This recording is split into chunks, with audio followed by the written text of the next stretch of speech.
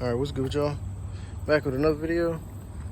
If you watch the 5 things I love about my 2014 Q50s AWD drive, then you know that this video was filmed on the same day, same location. But needless to say, this video has been done 1,000 times before, but I just want to point it out once again, just how cool of a feature that this is. That it only, no, I don't know, maybe, probably other car companies do it too, but all you got to do is lock the car, make sure it's locked, and you hold down the unlock button, and it will roll down every window, including the sunroof.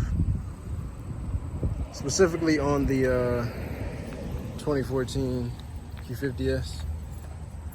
Well, I'm gonna say Infiniti Q50s, all of them. I don't know about like G37s, if it does that too.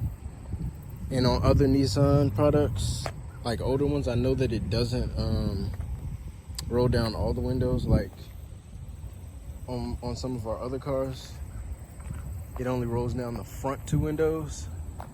But you can't roll them back up with this with the key fob. You have to turn the car on and then roll the windows and close the sunroof back up, which sucks. But actually you can roll it up with the key to the car by sticking it in the lock and twisting it to the right, I believe, if I'm not mistaken. I ain't never stuck this key in here before. Let me try. See if it'll do it. Oh wait. Oh, there we go.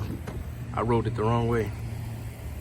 So yeah, it does roll up all the windows with the key, but like I said, what's dumb is that it doesn't close the sunroof back up. So you got to turn the car on and do that.